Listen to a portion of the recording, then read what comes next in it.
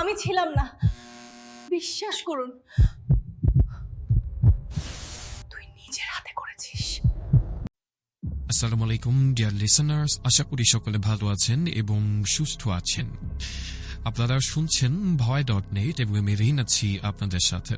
আমাদের আজকের 108 নম্বর এপিসোডে আপনাদের সকলকে আমি আমন্ত্রণ জানাচ্ছি এবং শুরুতেই বলতে চাই, যারা এখন পর্যন্ত আমাদের এই চ্যানেলটাকে সাবস্ক্রাইব করেননি তারা দয়া করে চ্যানেলটাকে সাবস্ক্রাইব করে দেবেন এবং বেল আইকনটাকে অবশ্যই হিট করবেন, কারণ আপনি যদি বেল আইকন হিট না করেন আসলে আপনি কোনো আপডেট পাবেন না চ্যানেলের। আর আপনি যদি আমাদের চ্যানেলের পুরাতন শ্রোতা হয়ে থাকেন তাহলে অবশ্যই আমাদের পুরাতন ভিডিওগুলো দেখে আসবেন বা ঘটনাগুলো শুনে আসবেন। এছাড়াও আপনি যদি চান আমাদেরকে ঘটনা পাঠাবেন তাহলে আমাদেরকে ঘটনা পাঠানোর ঠিকানা voy.net@gmail.com, যার স্পেলিং BHOYTOTNET@gmail.com। আমাদের ফেসবুকের ঠিকানা www.facebook.com/BHOYTOTNET। আমরা কথা না বাড়িয়ে চলে যাব আমাদের আজকের 108 নম্বর এপিসোডের ঘটনায়। চলুন শুনে আসা যাক। আসসালামু আলাইকুম রেন ভাই এবং ভয়.net-এর সকল শ্রোতা। আমি সাফওয়ান মেহেদি লিখছি চট্টগ্রামের নাসিরাবাদ থেকে। আমি আপনাদের শোয়ের একজন নিয়মিত শ্রোতা। আজ পর্যন্ত যতগুলো ঘটনাই পাঠিয়েছি বা শুনেছি তার কোনোটাই আজকের মতো নয়। আজকের ঘটনাটা ঠিক কোনো একটা গল্প নয়, এটা একটা দীর্ঘশ্বাস, একটা ভারী পাথর বুকের উপরে চেপে থাকার মতো অন্য ধরনের একটা অনুভূতি। আমি পেশায় কোনো লেখক নই, সম্রাও বলতে পারেন। এই ঘটনাটি আমি পেয়েছি আমার এক প্রতিবেশী ফাহিম চৌধুরীর কাছ থেকে। ভদ্রলোক, একজন রিটায়ার্ড সাংবাদিক, বয়স হয়েছে এবং উনি একাই থাকেন। প্রায় বিকেলেই ওনার সাথে চা খেতে পুরাতন ঢাকার বিভিন্ন ধরনের গল্পই শোনা হয়। কদিন আগে কথায় কথায় ওনার পুরানো এক ডায়েরির কেসের কথা উঠল। 1994 সালের একটা ঘটনা যা ওনার সাংবাদিকতার ক্যারিয়ারটাকেই প্রায় শেষ করে দিয়েছিল। উনি আমাকে ডায়েরিটা পড়তে দিলেন। পড়ার পর আমি 3 রাত ঘুমাতে পারিনি। ওনার অনুমতি নিয়ে আজ সেই ডায়েরির পাতাগুলো আপনাদের সামনে তুলে ধরছি। ঘটনাটা বেশ লম্বা এবং ডিস্টার্বিং। আমি ফাহিম সাহেবের ডায়েরির ভাষাতেই ব্যাপারটাকে তুলে ধরছি, ভুল হলে ক্ষমা করবেন। বলছেন ফাহিম সাহেব। আসসালামু আলাইকুম, আমার নাম ফাহিম চৌধুরী। 1994 সালে আমি ঢাকার একটা বড় দৈনিক পত্রিকায় ক্রাইম রিপোর্টার হিসেবে কাজ করি। খুন, জখম, রাহাজানি এসব দেখতে দেখতে গা শোয়া হয়ে গিয়েছিল। ওই বছরের জুলাই মাসে একটা খবর আমার কলিজে কাঁপিয়ে দিয়েছিল। খবরটা ছাপা হয়েছিল ভেতরের পাতায়, খুব ছোট্ট করে। গুলশানের মতো অভিজাত এলাকার এক উচ্চশিক্ষিত মহিলা রাবিয়া হোসেন তার 3 বছরের ছেলেকে জবাই করে খুন করেছে। খবরের থেকেও ভয়ানক ছিল তার স্বীকারোক্তি। পুলিশকে নাকি সে বলেছে, আমি মারিনি, এটা আমার হাতে ছিল না, এক ইবলিশ আমাকে কাজ করিয়েছে। এই একটা লাইন পড়ে আমি সেদিন অফিসে যুদ্ধ হয়ে গিয়েছিলাম। একজন মা, শিক্ষিত, ধনী, সে তার সন্তানকে কিভাবে জবাই করতে পারে, আর দোষ দিচ্ছে জিনার ধারে। স্ট্রেঞ্জ। আমি আমার এডিটরকে বললাম, I want to follow this case up. উনি প্রথমে রাজি হননি, বললেন it's a psycho case, why don't you leave it? কিন্তু আমার জেদের কাছে উনি হার মেনে গেলেন। পরদিন আমি গেলাম ঢাকা সেন্ট্রাল জেলে। রাবিয়া হোসেনের সাথে দেখা করার অনুমতি জোগাড় করতে বেশ বেগ পেতে হলো। আমি যখন ইন্টারভিউ রুমে ঢুকলাম আমি মানসিকভাবে প্রস্তুত ছিলাম এমন এক ভয়ঙ্কর চেহারার মহিলাকে দেখার জন্য, কিন্তু যাকে আমি দেখলাম সে সম্পূর্ণ অন্যরকম। 30-এর কোঠায় বয়স, ফর্সা সুন্দর চেহারা, পরনে সাধারণ শাড়ি কালো, কিন্তু তাতেও আভিজাত্যের ছাপ। শুধু চোখ দুটো অস্বাভাবিক রকম ফোলা, যেন মাসের পর মাস কাঁদেনি বা পাথর হয়ে গেছে। আমি আমার পরিচয় দিলাম, বললাম I'm a journalist and I want to listen to your story. উনি আমার দিকে তাকালেন। সেই দৃষ্টিতে কোনো অনুভূতি ছিল না, একেবারেই শূন্য। আস্তে করে বললেন, আমার কথা কেউ বিশ্বাস করবে না ভাই, মিডিয়া আমাকে গুলশানের ডাইনি নাম দিয়েছে। তারপরেও আপনি শোনেন, মরার আগে অন্তত একজন জানুক যে কি হয়েছিল। তারপর শুরু হলো সেই ভয়াল বয়ান। বলছেন, রাবেয়া। আমার নাম রাবেয়া। আমি ঢাকা ভার্সিটি থেকে ইকোনমিক্সে মাস্টার্স করেছি। 1989 সালে আমার খালাতো ভাই শাহেদের সাথে আমার বিয়ে হয়। আমরা থাকতাম বনানীর এক পুরাতন দোতলা বাড়িতে। ইট ওয়াজ এ জয়েন্ট ফ্যামিলি। আমি, শাহেদ, আমার শাশুড়ি, আমার ভাসুর মানে শাহেদের বড় ভাই, আর আমার যা শেহনাজ ভাবি। বিয়ের প্রথম 2 বছর ছিল স্বপ্নের মতো, কিন্তু সমস্যা শুরু হলো অন্য জায়গায়। শাহনাজ ভাবির বিয়ের 8 বছর হয়ে গেছিল, কিন্তু ওনার কোনো সন্তান হচ্ছিল না। ওদিকে আম্মাজান ছিলেন অসম্ভব কড়া মেজাজের। সন্তান না হওয়ার জন্য উনি শেহনাজ ভাবিকে প্রতিদিন যা নয় তাই বলতেন। বাজা, অদুঃখী, বংশের বাতি নিভিয়ে দিলি, এসব ছিল রোজকার রুটিন। শাহনাজ ভাবি সব মুখ বুঝেই সহ্য করতেন। ধীরে ধীরে উনি কেমন যেন চুপচাপ আর ছায়ার মতো হয়ে গেলেন। বিয়ের ঠিক 3 বছরের মাথায় আমার ছেলের জন্ম হলো। ওর নাম রিমন। আমার মা হওয়ার পরে শাহনাজ ভাবি আমার সাথে দূরত্ব তৈরি করলেন। আগে আমরা একসাথে শপিং এ যেতাম, গল্প করতাম, আর রিমন হওয়ার পর উনি আমাকে এড়িয়ে চলতেন। বিশেষ করে রিমনকে কখনোই কোলে নিতেন না।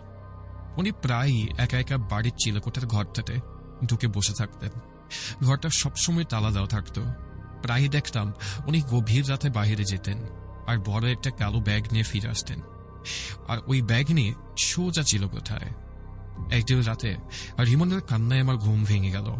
ওকে দুধ খাওয়ানোর জন্য রান্নাঘরে যাচ্ছিলাম, দেখি চিলেকোঠার দিকে হালকা ধোয়া আসছে, সাথে একটা অদ্ভুত গন্ধ, পচা মাংস আর সালফারের মতো একটা গন্ধ। আমার ভয় লাগলো। হাঙর লাগলো নাকি? আমি সাবধানে এগিয়ে গেলাম। চিলেকোঠার দরজার ভেতরে সামান্য ভেজা। আমি দরজার ফাঁক দিয়ে উকি দিলাম। ভেতরের দৃশ্য দেখে আমার রক্ত যেন হিম হয়ে গেল। ঘরের মাঝখানে সিঁদুর আর কয়লা দিয়ে আঁকা একটা জটিল চক্র। তার মাঝখানে শাহনাজ ভাবি বসে আছেন সম্পূর্ণ নগ্ন অবস্থায়। তার সামনে মেঝেতে একটা পুরাতন দাগ ধরা কোরআন শরীফ উন্মুক্ত করে রাখা, আর তার পাশে একটা কাদা মোরগ। সেটার মাথা শরীর থেকে ছিঁড়ে আলাদা করা, তাজা রক্ত যেন গড়িয়ে পড়ছে। ভাবি বীর বীর করে কি সব মন্ত্র পড়ছিলেন। সেটা ভাষা আরবিও না, বাংলাও না। অদ্ভুত এক খসখসে গলায় উনি কিছু একটা আবৃত্তি করছিলেন। সেটা অবশ্যই আল্লাহর নাম না, সেটা আমি নিশ্চিত। সেটা কোনো একটা শয়তানের নাম। আমি ভয়ে ভয়ে কাঁপতে কাঁপতে অস্ফুট স্বরে বললাম, ভাবি, আপনি এসব কি করছেন? আমার গলা শুনে উনি মন্ত্র পড়া থামালেন, আমার দিকে মুখ ফেরালেন। সেই মুখ ভাবির ছিল না। ওনার চোখ দুটো ছিল গনগনে হলদে আগুনের মতো। উনি আমার দিকে তাকিয়ে একটা হিস হিস শব্দ করলেন। মানুষের গলার আওয়াজ ওটা হতেই পারে না। It's kind of snake. যা এখান থেকে। আমি চিৎকার করে দৌড়ে নিজের ঘরে এসে দরজা বন্ধ করে দিলাম। শাহেদকে ডেকে তুললাম, সবকিছু বললাম। ও বিশ্বাস করল না। বলল, তুমি দুঃস্বপ্ন দেখেছ Rabia, it's not a big deal.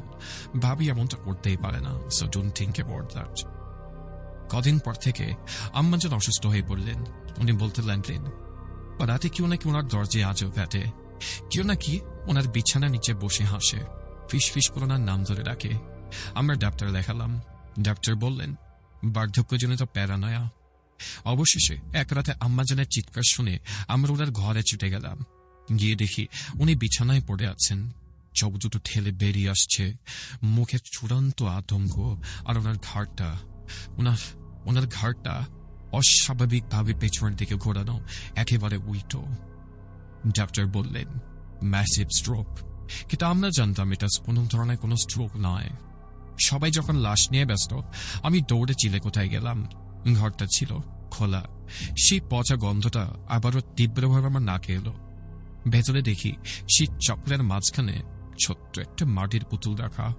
পুতুলটার মুখ অবিকল আম্মাজানের মতো, আর ঘাড়ের পেছন দিকটা মুচড়ে ভেঙে দেওয়া। আমি পুতুলটা হাতে নিয়ে কাঁপতে কাঁপতে নিচে নামলাম। আমার ভাসুর এবং শাহেদকে দেখালাম। আমার ভাসুর, যিনি তার মাকে খুবই ভালোবাসতেন, তিনি পুতুলটা দেখে সব বুঝে ফেললেন। উনি বাঘের মতো শেহনাজ ভাবির উপরে ঝাঁপিয়ে পড়লেন। মারতে মারতে বললেন, তুই আমার মাকে মেরেছিস ডাইনি। শেহনাজ ভাবি তখন আর কাঁদলেন না, উনি হাসতে লাগলেন। সেই ভয়ঙ্কর হলুদ চোখে আমার দিকে তাকিয়ে হাসেন আর বললেন, আমি করেছি। আমি ওই বুড়ির জীবনটা বিষিয়ে দিতে চেয়েছিলাম, কারণ ওই বুড়ি আমার জীবন বিষিয়ে দিয়েছিল। আমি ওর জান কবজ করেছি, এটাই ওর পাওনা। আমার ভাসুর সেদিন ওই জায়গায় তাকে তালাক দিয়ে দিলেন। বাড়ি থেকে বের করে দেওয়ার সময় শাহনাজ ভাবি দরজায় দাঁড়ালেন, আমার দিকে এবং আমার কোলে থাকা রিমনের দিকে তাকালেন। সেই দৃষ্টি আমি কখনোই বলতে পারবো না। উনি ঠান্ডা গলায় বললেন, তুই আমার সব দিলি রাবেয়া, তুই আমার সন্তান হতে দিলি না। এখন দেখবি তোর সন্তানকে আমি কি করি। তুই নিজের হাতে, একদম নিজের হাতে ওকে।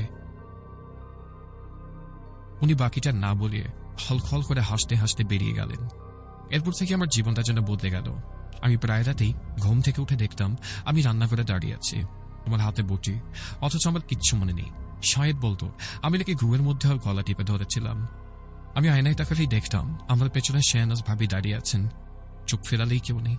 আমি প্রায়ই দেখতাম একটা বিশাল কুকুর যার চোখ দুটো হলুদ, সে আমার ঘরের কোণে বসে আছে, শুধু রিমোটের দিকে তাকিয়েই আছে। ওটা ঘেউ ঘেউ করতো না, শুধু হাসতো।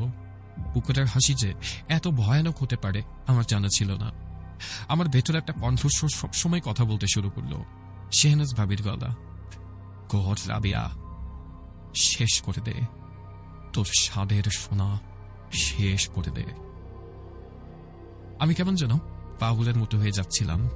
শায়েদ আমাকে সাইকিয়াট্রিস্টের কাছে নিয়ে গেল। শুধু ওষুধ খেতাম, কিন্তু কোনো লাভ হতো না। একদিন শায়েদ আমাকে বলল আমি নাকি জায়নামাজে থুতু দিয়েছি। আমি 5 ওয়াক্ত নামাজ পড়ি, কিন্তু আমার তো এরকম কিচ্ছু মনে নেই। আমি বুঝলাম যে এমন কোন একটা সত্তা ধীরে ধীরে আমার ভেতরে ঢুকছে, যা কোনো খবর আমার নেই। শেষ রাতে আমি রিমনকে খাইয়ে ঘুম পাড়িয়েছি, ওকে বুকে জড়িয়ে শুয়ে রয়েছিলাম। আমি শুধু জানতাম আজ রাতে কিছু একটা হবে। আমি আমার হাত একটা রশি দিয়ে খাটের সাথে বেঁধে রাখলাম যেন পড়তে না পারি। আমি জানি না কখন ঘুমিয়ে পড়েছি। যখন উঠলাম তখন আমার হাত খোলা, রশিটা একেবারে পরিষ্কার করে কাটা, যেন ব্লেড দিয়ে কেউ কেটেছে। ঘরের ভেতরটা বরফের মতো ঠান্ডা, আর সেই সালফারের গন্ধ। আমি রিমনের দিকে তাকালাম, ও নড়ছিল না। আমি ওর গায়ে হাত দিলাম, ওর শরীরটা অস্বাভাবিকভাবে ঠান্ডা। আমি আস্তে করে ওর মুখের উপর থেকে চাদরটা সরালাম। ইয়া আল্লাহ, ওর তো গলা কাটা, ওর গলাটা কাটা, একদম জবাই করার মতো করে কাটা। বিছানা ভেসে যাচ্ছে রক্তে, আর আমার হাতে এসে রক্তমাখা ছুরি। আমি চিৎকার করতে পারলাম না, শুধু দেখলাম ঘরের কোণ থেকে সেই কালো কুকুরটা উঠে দাঁড়ালো। ওটা আমার দিকে তাকিয়ে হাসলো। তারপর আমি শাহনাজ ভাবির গলা শুনতে পেলাম আমারই কানের পাশে, মাথার ভেতরে। বলছিলাম না, তুই নিজের হাতে করবি। এরপর আমার আর কিচ্ছু মনে নেই। যখন জ্ঞান ফিরল, I was in a police custody। এরপরের ঘটনা বলছেন ফাহিম। রাবের কথা শুনে আমি জেলখানা থেকে ওই স্যাঁতস্যাঁতে ঘরটাতেও ঘেমে গিয়েছিলাম। আমার হাত কাঁপছিল। আমি বুঝতে পারলাম দিস লেডি, উনি মিথ্যা কথা বলেই। আমি জেল থেকে বের হয়ে সোজা গেলাম গুলশান থানায়। কেস ফাইলটা আবারও দেখলাম। পুলিশকে খবরটা কে দিয়েছিল, রিপোর্টে লেখা একজন প্রতিবেশী।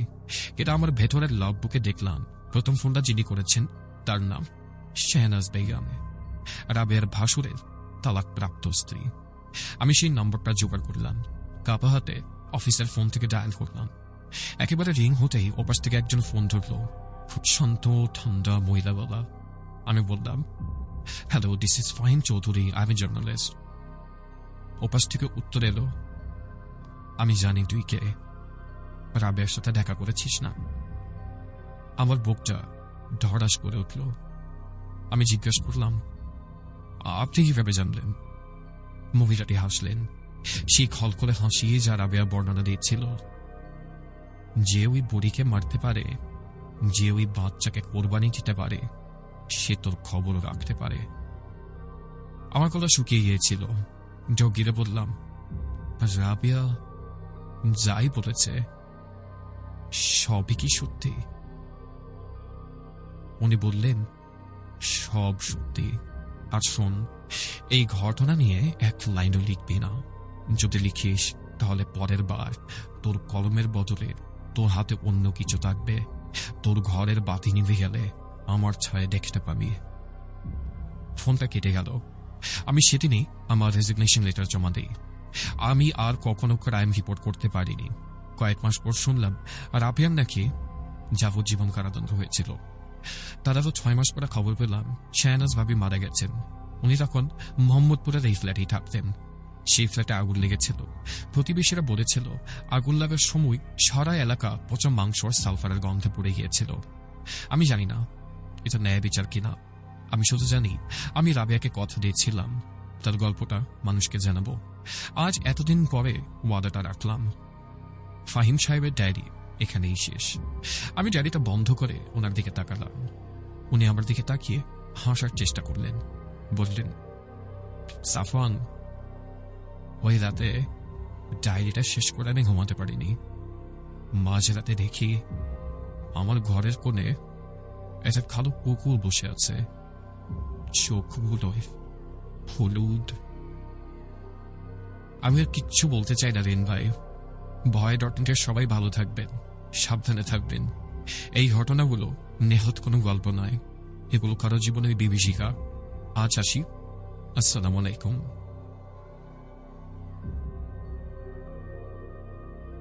ওয়ালাইকুম আসসালাম। সাফওয়ান মেহেদী, আপনাকে অসংখ্য ধন্যবাদ আপনার ঘটনার জন্য।